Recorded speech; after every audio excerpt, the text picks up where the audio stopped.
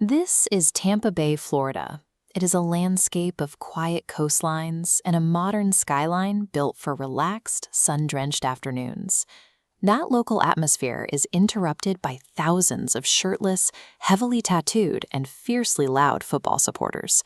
They have gathered for an international match against New Zealand, transforming a Florida waterfront into a temporary outpost for English football culture.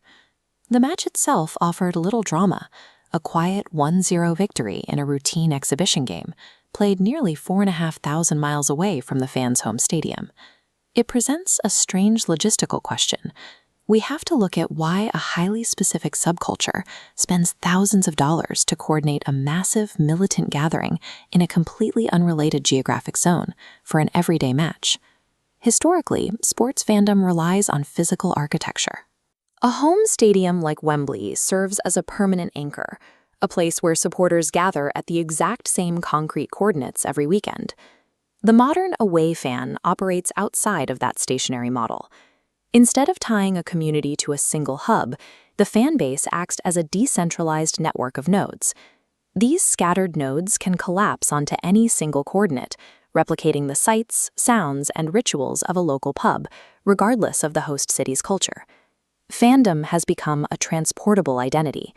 It is no longer a passive local hobby, but a mobile mechanism that fans carry with them across borders.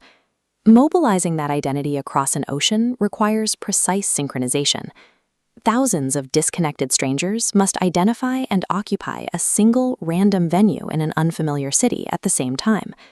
This coordination happens through specialized digital networks.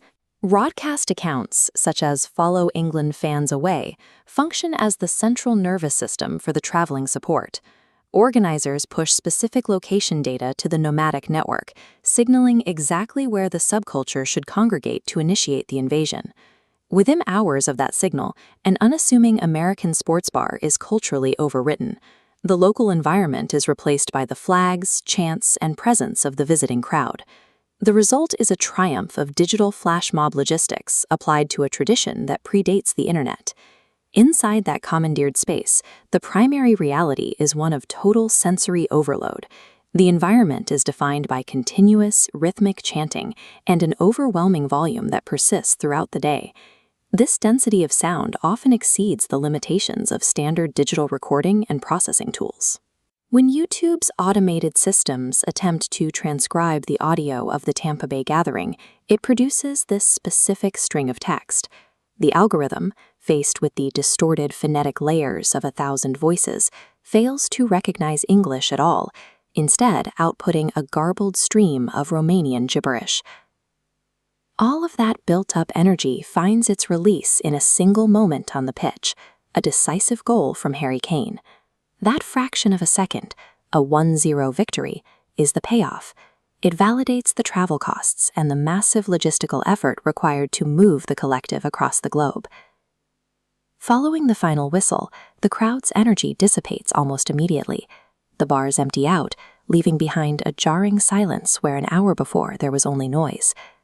By the next morning, Tampa Bay reverts to its default state.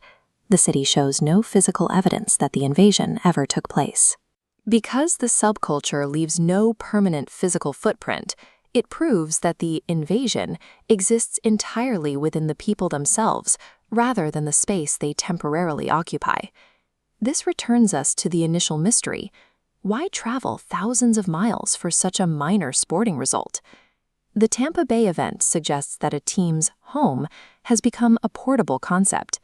In this model, physical structures of concrete and steel are merely optional vessels for the culture, rather than the source of it. Home is now a dynamic condition. It materializes wherever a critical mass of dedicated fans decides to stand. This suggests something broader about human connection. Extreme fandom acts as a borderless force, capable of temporarily rewriting the rules of any location on Earth just by gathering there.